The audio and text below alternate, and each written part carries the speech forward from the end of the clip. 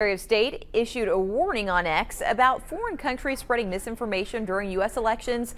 Today, the federal government also sharing specific examples of this interference. Digital anchor Keith Grant joining us now with more details.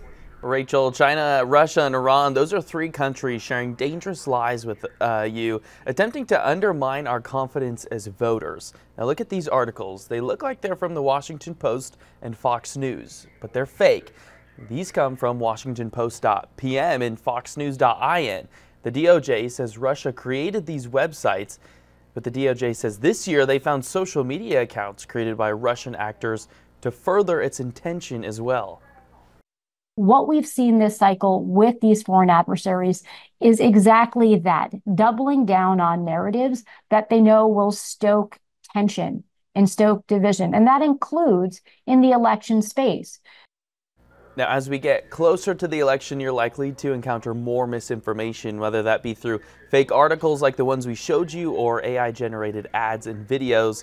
Spotting those can be difficult, but we have some tips for you on our website.